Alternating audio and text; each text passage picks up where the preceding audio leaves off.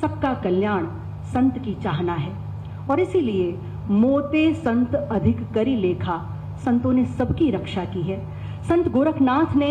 अलख निरंजन के नाद से समाज को जगाया, चेताया और संसार को आनंद से भर दिया। हसीबा, बोलीबा, गाईबा गीत, दृढ़ कर राघे आपना चीत। मैं अपने शब्द पुष्प स्वागत में माननीय मुख्यमंत्री जी के लिए अर्पित कर रही हूं।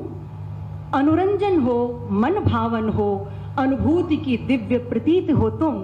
करुणा के निकेत, महोदधि ज्ञान के, प्रेम की मंजुल मूर्ति हो तुम, गुरुता की विलक्षण व्यंजना हो, स्वर शब्द ब्रह्म की शक्ति हो तुम, अनुरागियों की चित्त साधना हो, वसुधा की पवित्र विभूति हो तुम। आज हमारे बीच हमारी संगोष्ठी के मुख्य अतिथि गोरक्ष पीठाधीश्वर, हमारे तेजस्वी, यशस्वी और लोकप्रिय मुख्यमंत्री माननीय श्री योगी आदित्यनाथ जी है। संतों की रहनी सहनी को जीने वाले, दिव्य चेतना,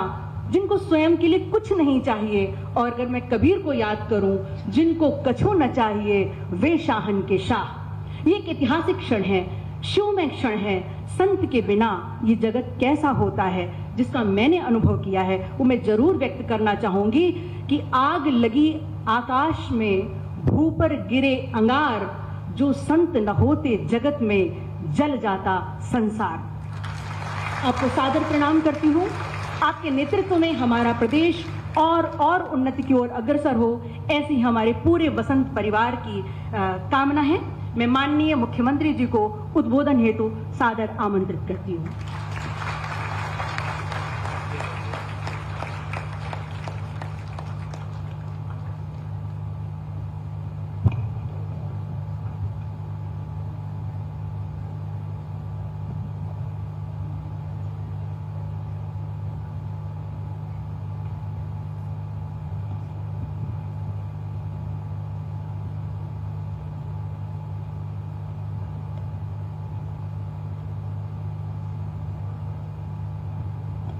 राष्ट्रीय संगोष्ठी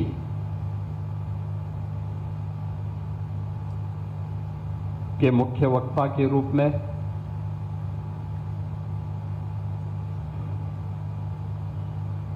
अभी जिनका सानिध्य महाविद्यालय परिवार को और यहां पर उपस्थित सभी महानुभावों को प्राप्त हुआ है, ऐसे वरिष्ठ समाजसेवी और पद्म पुरस्कार से सम्मानित श्री अशोक भगत जी,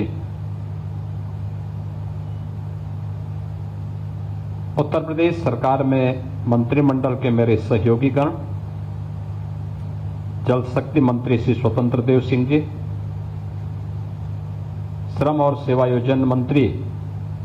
श्री अनिल राजभर जी, प्रदेश सरकार में stamp and registration minister Shri Ravindra Jaiswal ji, Ayush मंत्री श्री दयाशंकर मिश्र दयालु जी, हमारे माननीय विधायकगण डॉक्टर नीलकंठ तिवारी जी, डॉक्टर अवधेश सिंह जी, सुशील सिंह जी, श्री अंशराज विश्वकर्मा जी, धर्मेंद्र सिंह जी, जिला पंचायत अध्यक्ष श्रीमती पूनम मौर्य जी, बसंत महिला महाविद्यालय के प्रबंधक शैसेन दुबे जी, प्राचार्य प्रोफेसर अलका सिंह जी और इस राष्ट्रीय संगोष्ठी की कन्वीनर प्रोफेसर अंजना सिंह जी, आज के इस संगोष्ठी के उद्घाटन कार्यक्रम में उपस्थित हमारे पूज्य संतजन, अन्नपूर्णा मंदिर के पूज्य महंत स्वामी शंकरपुरी जी महाराज, जगतगुरु स्वामी श्री सतवा बाबा संतोषाचार्य जी महाराज, महाविद्यालय के सभी सम्मानित यहाँ के आचार्यगण और महाविद्यालय के सभी उपस्थित छात्र छात्राएं, इस राष्ट्रीय संगोष्ठी के विभिन्न टेक्निकल्स जो सेशंस होंगे उसमें अधिकारी वक्ता के रूप में उपस्थित सभी अन्य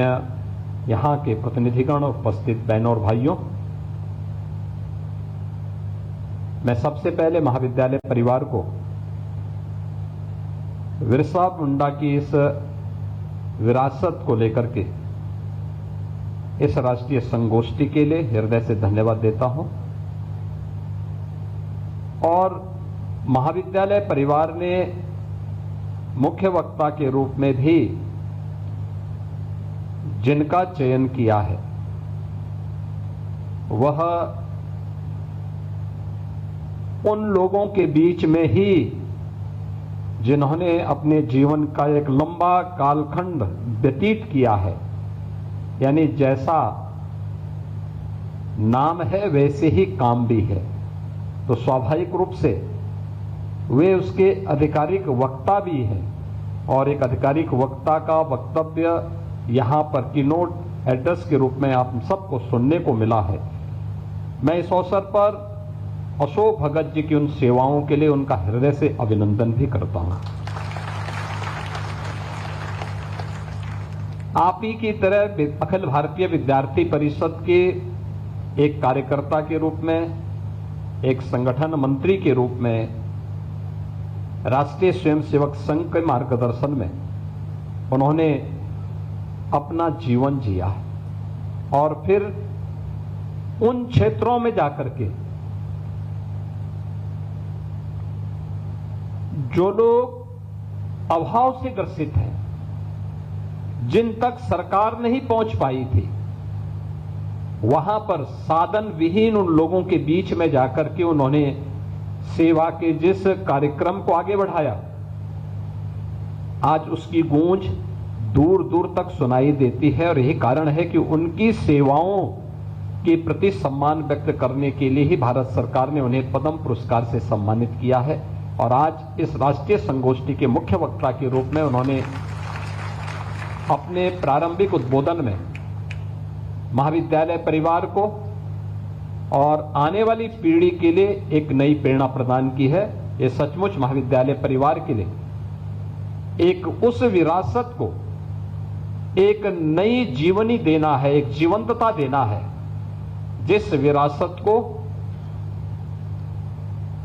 भगवान बिरसा मुंडा ने, धरती आबाद बिरसा मुंडा ने